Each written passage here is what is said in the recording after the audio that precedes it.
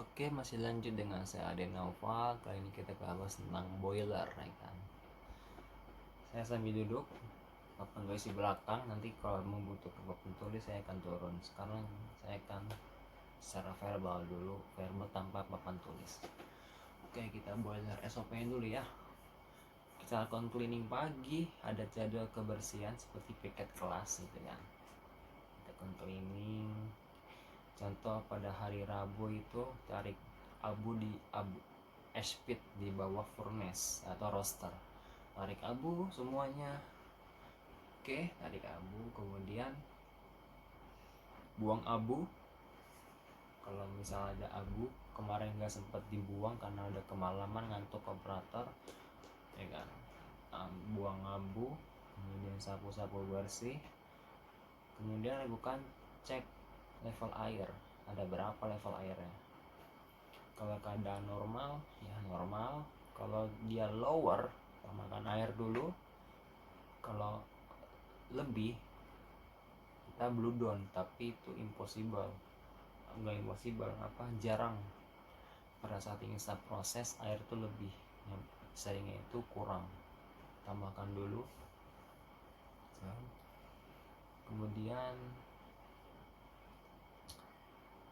cek ada level itu ada dua cara ngelihatnya.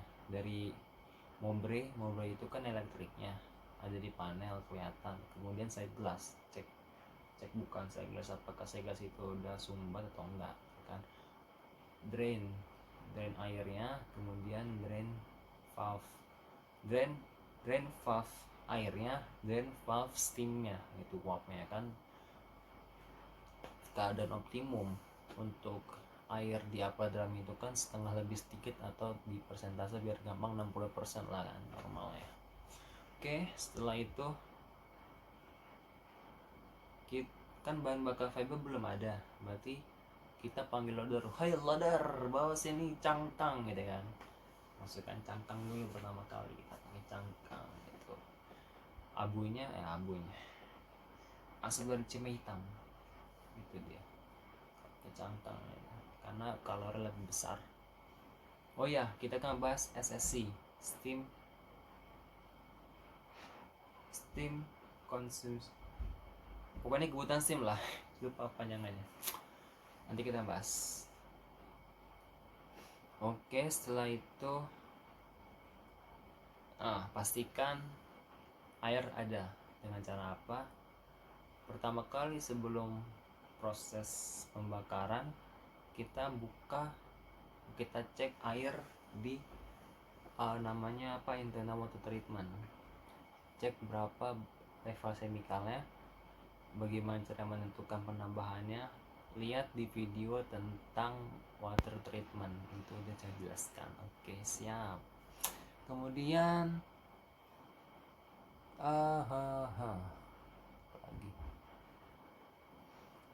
nyalakan air masuk ke dalam upper drum kalau tadi air kurang kan. Kalau misalnya nggak kurang, normal langsung aja kita bakar cangkang itu di dalam furnace. Kita umpankan dulu bahan bakar menggunakan scraper conveyor kan, masuk, kemudian nyalakan scraper, kemudian nyalakan pendulum, kemudian nyalakan lagi fuel fan feeder gitu kan, fan pengumpan bahan bakar. Pendulum itu ya dia mengatur sebaran bahan bakar ke depan, ke belakang, tengah, depan. Kalau dia lupa. Fuel fan, pendulum kanan, kiri, tengah. Kalau ada lagi dia tuh pokoknya mengatur depan, belakang, depan, tengah, belakang lah itu. Kemudian jangan lupa sebelum pembakaran nyalakan dulu IDF, Induced Draft Fan, biar nge-backfire ya. Tarik ke belakang, kemudian nyalakan Forced Draft Fan dari bawah roaster, boom, kemudian nyalakan secondary fan untuk menciptakan aliran siklon dalam furnace tersebut. Jadi bahan bakar diharapkan terbakar sempurna. Avatar. Oke, kemudian apa lagi? Tadi pakai cangkang.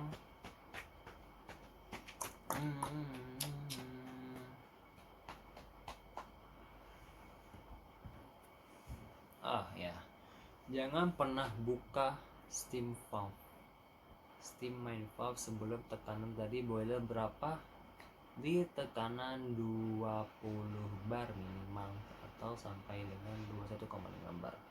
Oh ya, kemudian buka ventilasi, jangan lupa di upper drum itu. Tutup, buka lagi.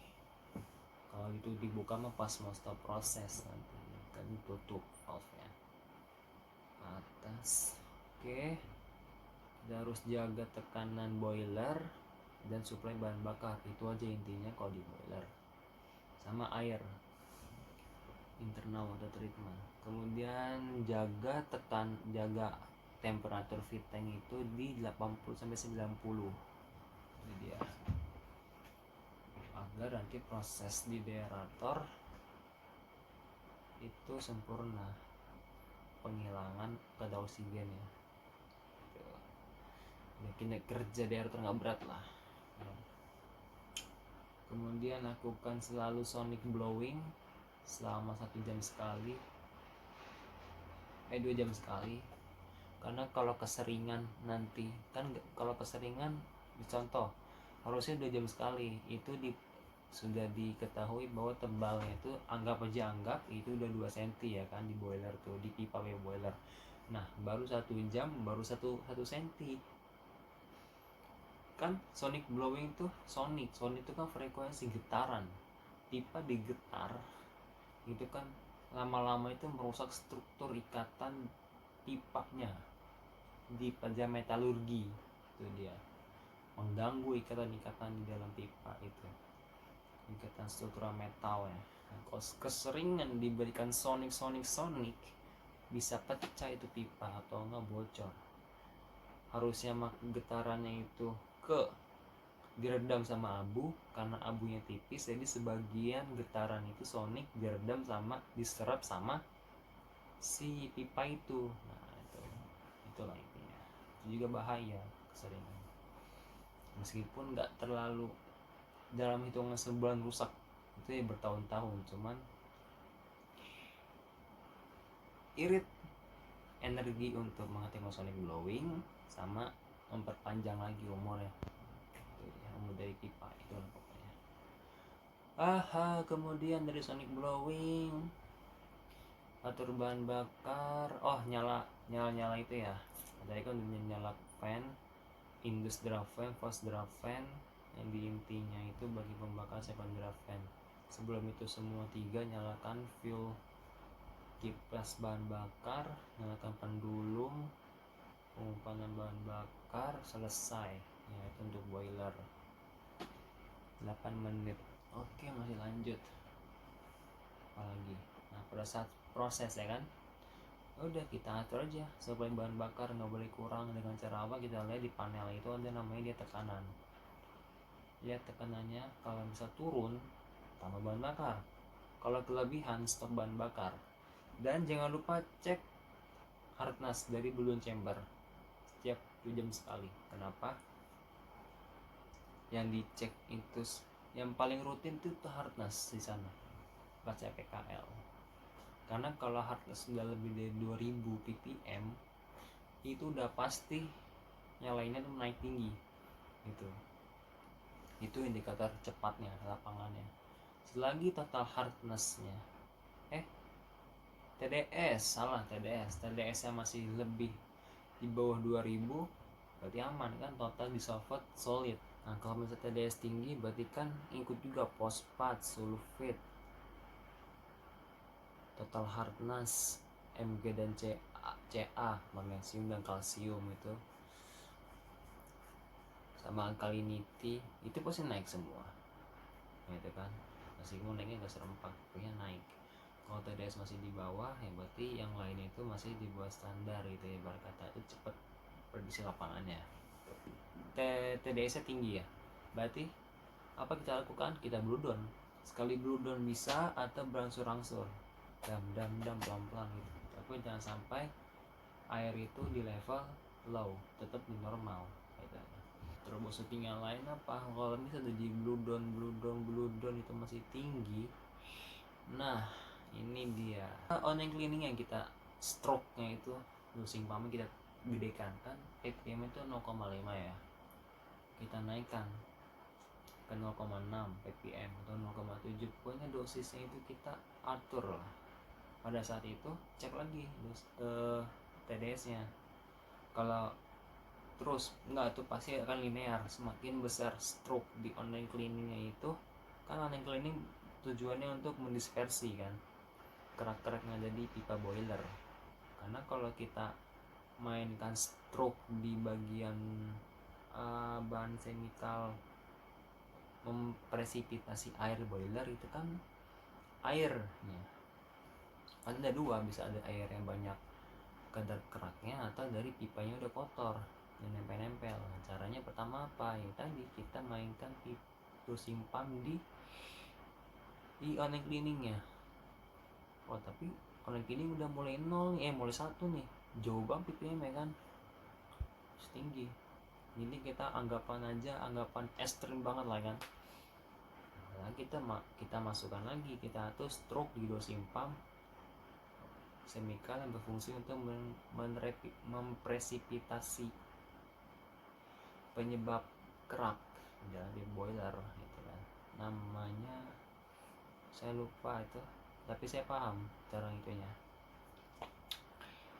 Nah kalau kita udah main dulu ini pasti akan berubah TDS nya, nggak mungkin nggak. Aneh kalau nggak itu, entah alatnya aneh atau orangnya, operator pengeceknya yang aneh.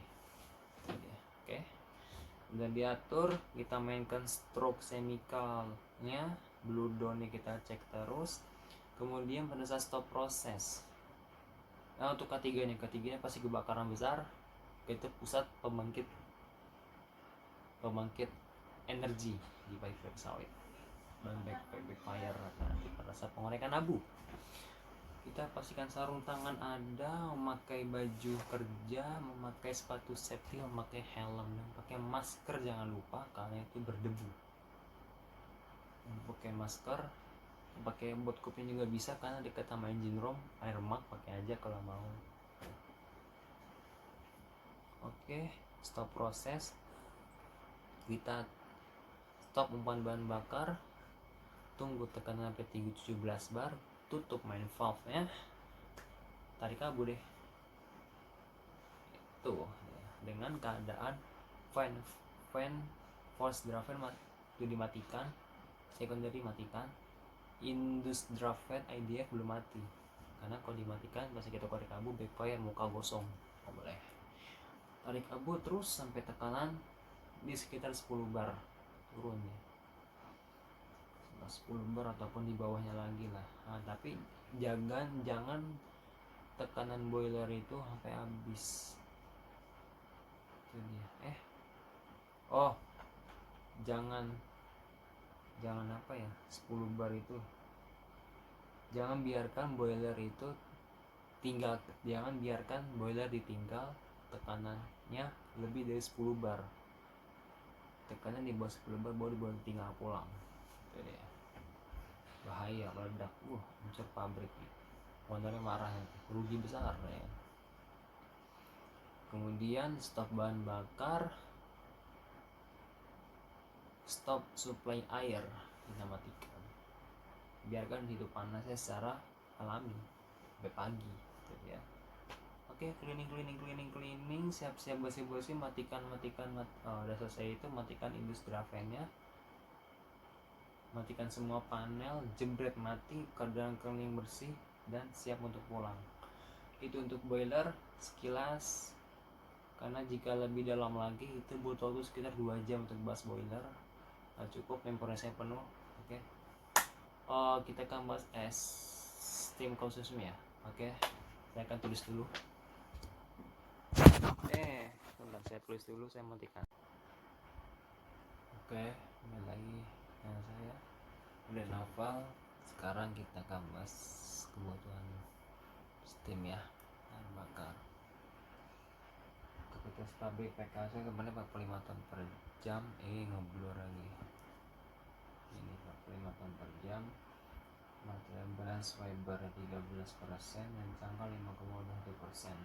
Maka per jamnya adalah sebanyak 5,85 ton. Kemudian cangkangnya 2,3445 ton per jam. Nilai color dari teoritis itu sebanyak 19.678 kJ untuk per kilogram fiber, ya kan. Untuk shellnya 20.725 kJ per kilogram. Tadi menghasilkan fiber per jamnya 5850 kg, cangkang 2344,5 kg. Jadilah sekitar 115 kJ untuk fiber dan untuk shellnya 48,5 juta kilojoule gitu. Nah, dari joule itu dikonversi ke kalori karena ini jadi panas kan. Maka jadi 27 juta kilokalori untuk fiber dan untuk cangkangnya 11,5 juta kilokalori. Total dihasilkan dari fiber dan cangkang itu sebesar 38,9 atau genapkan 39 juta kilokalori gitu, ya kan. Lanjut, 1 kg uap untuk menghasilkan 1 kg uap dibutuhkan 2797 kJ per kilogram material bahan bakar atau sebanyak 669 kilokalori per kilogram ya. Kilogram steam maksudnya. Jadi untuk menghasilkan 1 kg uap butuh 2797 kg atau 669 kilokalori gitu. Pada tekanan 20 bar, temperatur 212,4 derajat Celcius ya. Dan dapat dihasilkan uap per jamnya sebanyak 58,26 ton. Itu sih untuk kebutuhan bahan bakar perhitungannya. Yang tadi ada yang kelewat di turbin ya kan, bahan bakar listrik. Untuk 1 ton TBS itu